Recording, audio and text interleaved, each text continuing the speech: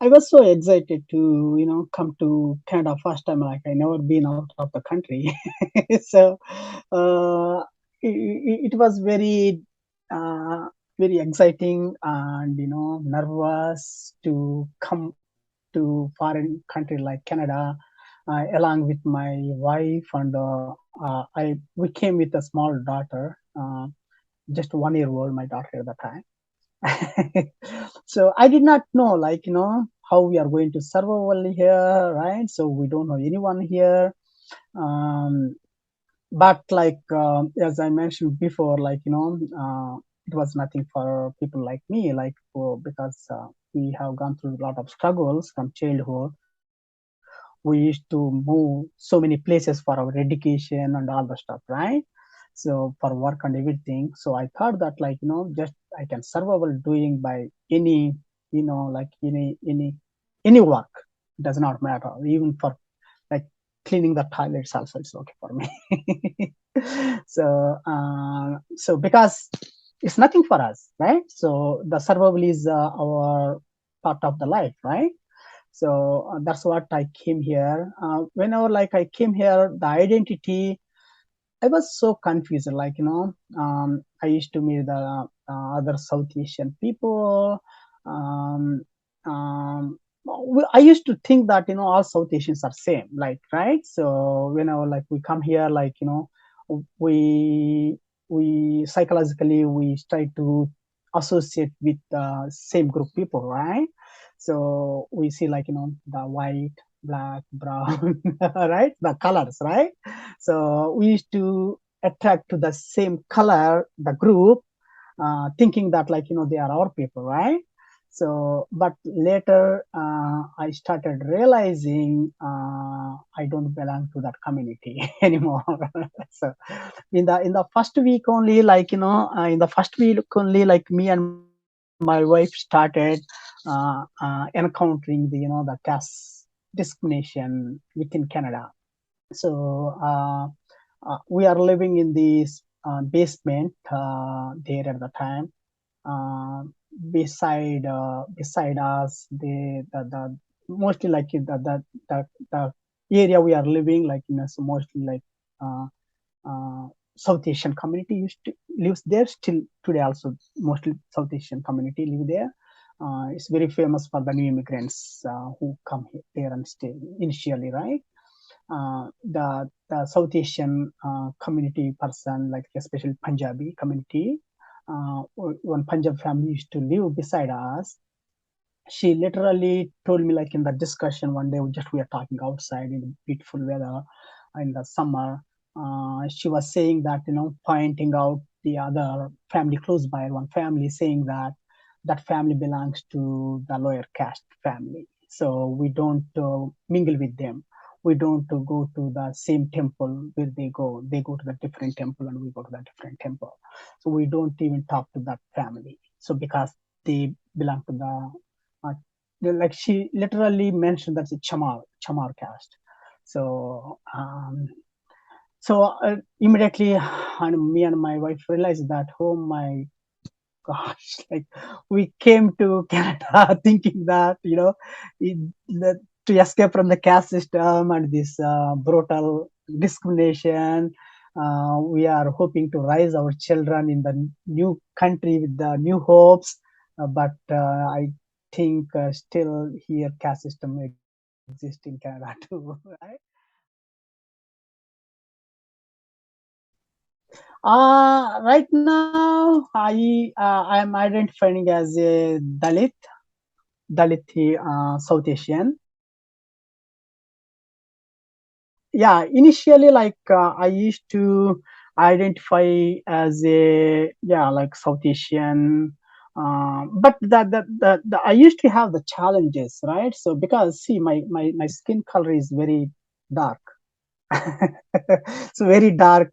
Even I came from the South India, especially from the Dalit community, where Dalit communities, most of the Dalit people are still with a dark color, right?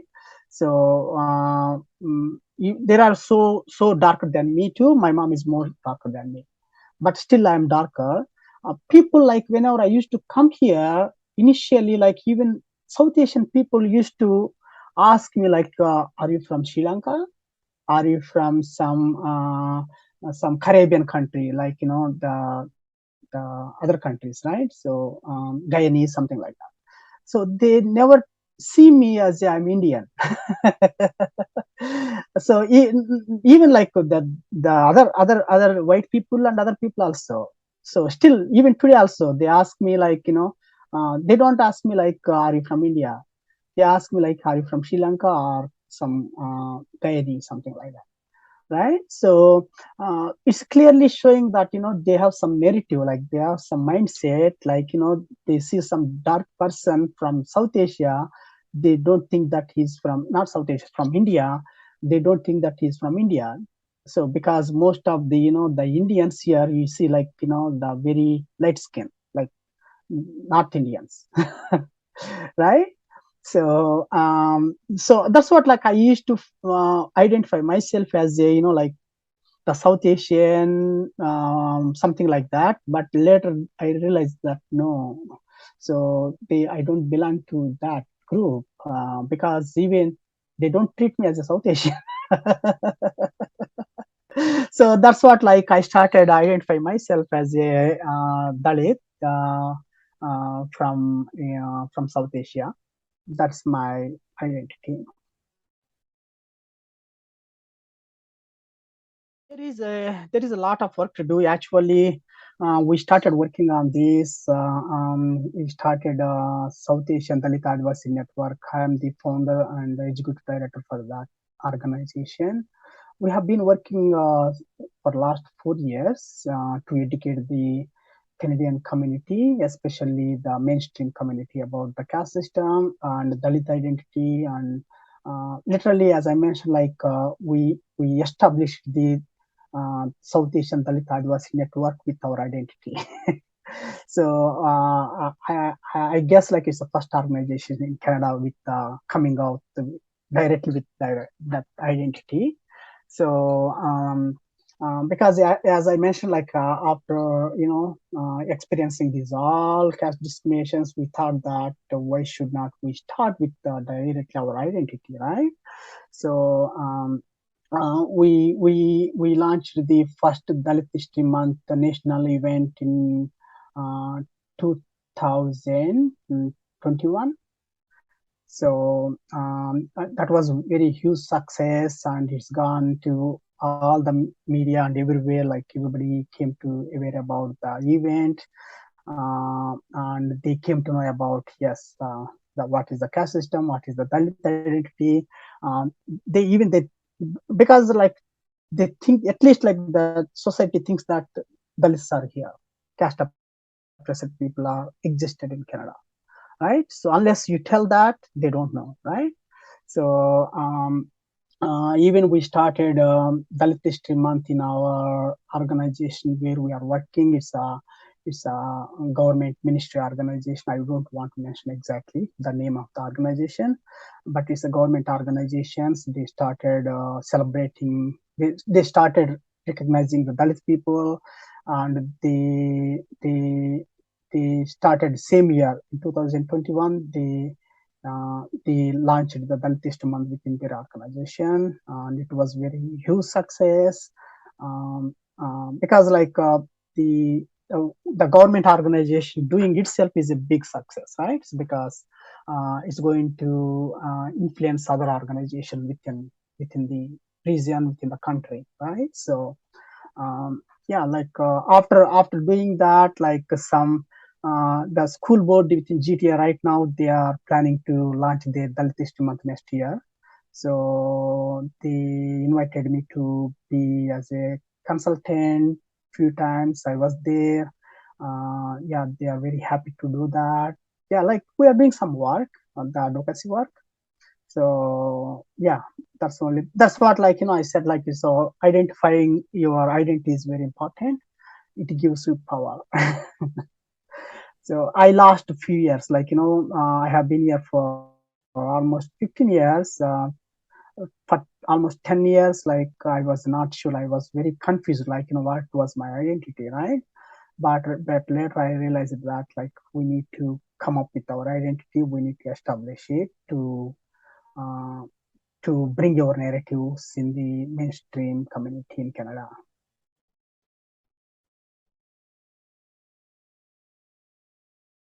Obviously, like I used to face the racism like all other South Asian used to face it.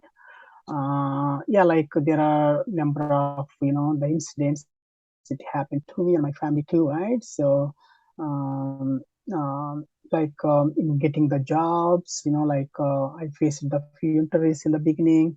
uh, Even like I used to apply for so many jobs, but I used to get very few. I thought it could be because of the racism, right? So even I attended the interviews, but it was very difficult to get I know, I understand there are barriers why I did not get the jobs. At the same time, I don't think that only barriers are cause for not getting the job. So definitely there was a racism too, not getting in the jobs, and like in the community also, right? So even today also, like I'm living in the community here.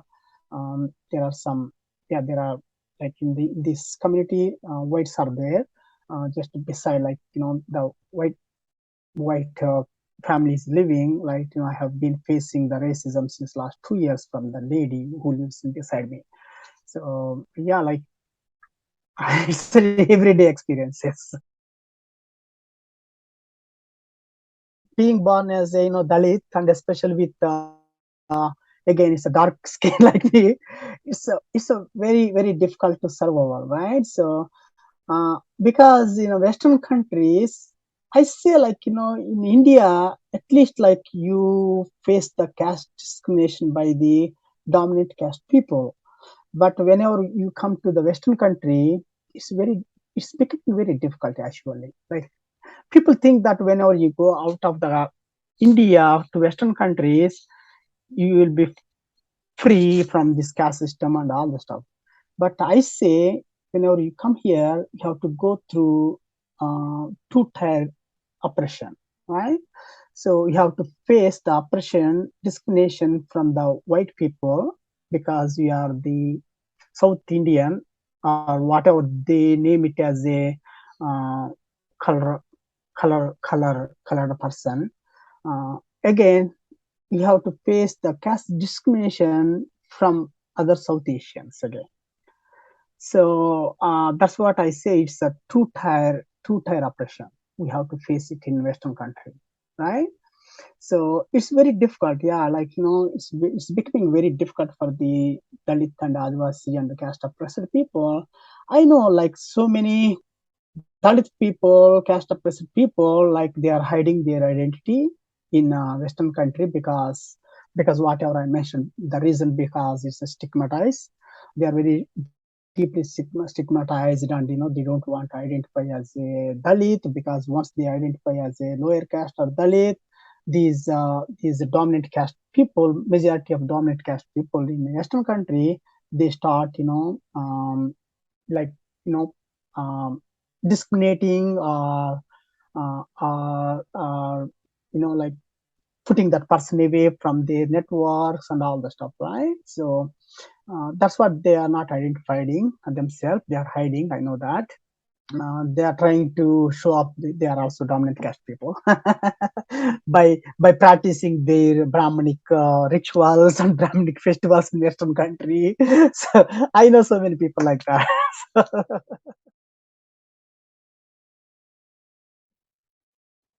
See, it's very complicated. We are facing in Western country as a Dalit and Adivasi and caste oppressed is very challenging now. Coming around, very challenging now. Most of the, like, because the challenge is, like, whenever I came to Canada like 15 years back, it was different, right? But since last, like I said, 10 years or something like that, uh, the rise of the Brahmanism and Hindu caste right wing, it's a going up in the Mm. Western country. So that's why you see mostly the Brahmanic festivals and rituals in the Western country even today. So it's normalized now. So even the governments are recognizing those Brahminic festivals as a multicultural festivals. You see Diwali, right? You see Holi, right? You see yoga in all institutions. Those all are not our, the Dalit or caste oppressed festivals. They are not our festivals. They are not our rituals. They are not our practices. So even we see them as our oppressive practices, right? So we see like the holy, like where Dalit woman is burned. So but these Western people are celebrating it as a festival. How is like burning the women? Forget about which woman she is, like she is Dalit woman or Adivasi woman or a Bahujan woman. So forget about that one for 1 minute. Burning a woman could be celebrated like country like in Canada or many Western country. Come on, you are not human being. How you are a human being doing that? Right? So not only that, just I'm giving a holy as an example, right? So but like we see those festivals as a attempt to oppress us again in the Western country, and humiliate us here too. So and we see that like even the Western people are joining in that process. That's what I mentioned before, right? So we has to face here in Western countries racism as well as casteism too. But now these Western people who don't have any idea about what are those festivals, what are those rituals, what are those practices, they are also joining with this caste supremacists to oppress us again. So that is lot of concern for us. But for me and my community, it's a very big concern for us, right? So that's what like we feel like again humiliating in the Western country, living in Canada. We feel like humiliating again and again by not only by other South Asians, by everyone now, even the white people and everyone is joining the process. We started talking about this actually. The in the Western countries, as I mentioned before, they have the false narratives brought up by these dominant caste people so far, right? So whenever like the Western people see India narrative from the dominant caste people, those narratives are very like the peacemakers are vegetarians, are yoga people, spiritual people, are very tolerated people, the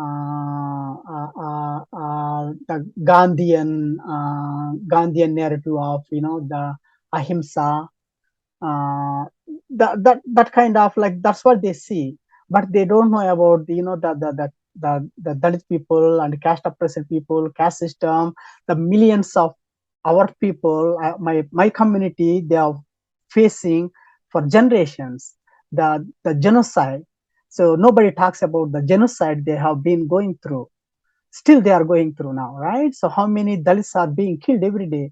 How many Dalits women are being raped every day in India? How many Dalit children are being discriminated in the schools and they are being killed, right? So nobody talks about that because Western people and their media is very casteist too. Like I don't say like racist, they are casteist also.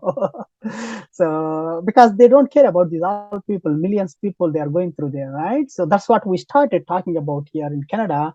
And one of the major reason to start Southern organization and to launch the Dalit History Month, to bring our histories and our narratives, our voice to the mainstream community. That's what we are doing now, and it's being very successful. As I mentioned before, we are doing it in the institutions and government organizations, and even I mentioned that um, the school board is planning to do that. And as I think you may be aware of, like even British Columbia this year they recognized the Dalit History Month openly. So these are the good achievements we are doing. We should talk about that. Once we talk about that, then definitely the awareness comes to, right. So that's what we are doing. The very there are challenges, definitely. I have been facing very challenges for since we started working on talking about this, especially dominant caste people. Whenever we try to talk about this, the question we face it immediately from them: why you need to talk about that? Why you are talking about caste in Western country? It does not exist in Western country, right? So they bring the narrative that we are dividing the South Asian community by doing this. They bring the narrative that we are Hindu phobic. So so these kind of they are bringing their uh, their false narratives, and to suppress our voice again here too. But we don't care it, because we need to talk about the truth. We need to bring the truth outside. That's what we are doing. We organized so many protests in Canada, in front of the Indian embassy, and we organized the global events to educate the global community about what is happening in Canada. Sorry, what is happening in India, the atrocities happening on Dalit and Adivasi people. We organized the global event on the Hathras case, and as I mentioned, last Saturday we organized the global event for the Dalit boy, small boy who was killed by the dominant caste teacher in the school. So yeah, we are doing all the activities and the education activities, whatever we can do here.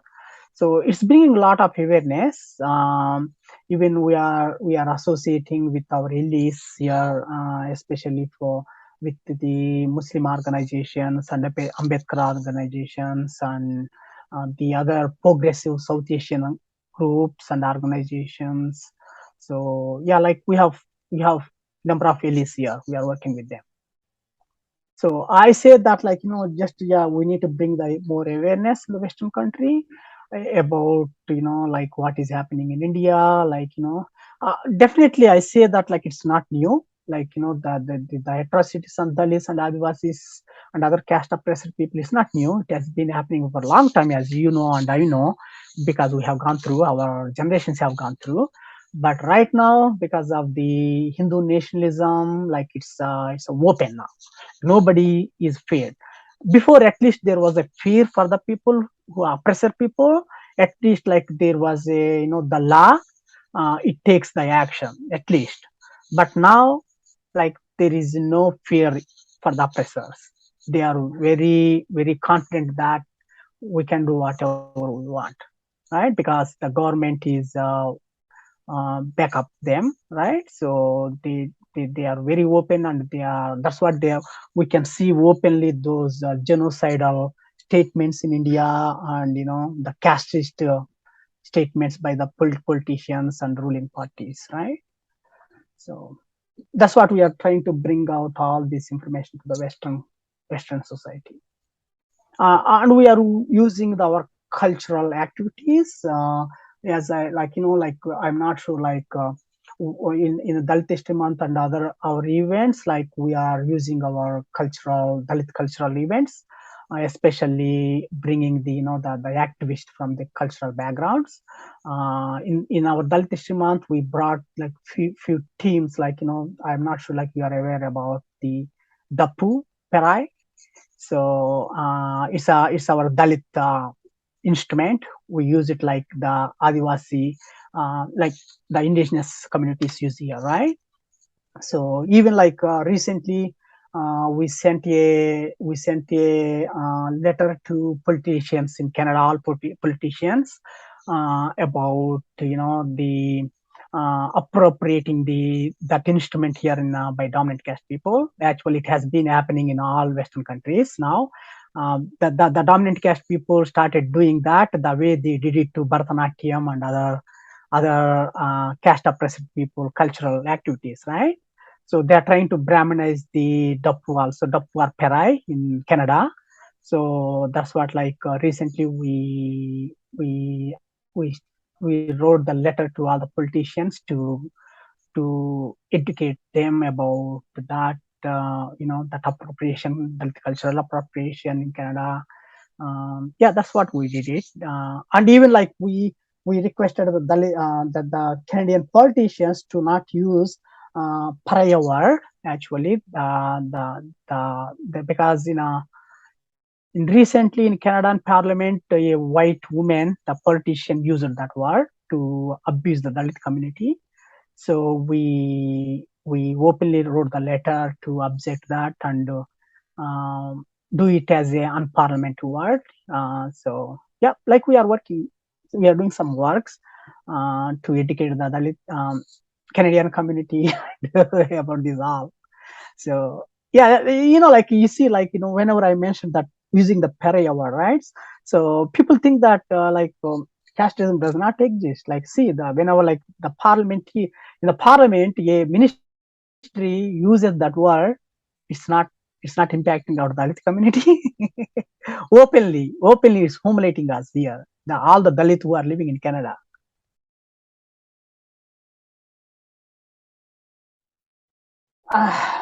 I say unless we add the like the some protected categories in a in a policies in Canada, I don't think so. Like Dalit community feel protected in Canada. Definitely, that's what like the all the institutions need to recognize the Dalit communities and the Dalit people who exist in Canada, and they have to put the in their laws caste as a protected category. So then only the Dalit and Adivasi and other caste oppressed feel some secure, right? So otherwise, I don't think so. Like it can be, they can be protected, they can be feel like protected unless it happens. So that's what like we started even working on that. Like I don't know when it happens, whether it happens or not, but still like we started working on that piece now. So it's very important to do that. Like the more the regional variations, right? So even though like the United Nations clearly identifies caste as a protected category or ethnic background, but these countries, like local policies, they don't recognize it. That's a very bad. Whatever reasons, right? So um, we need to do that.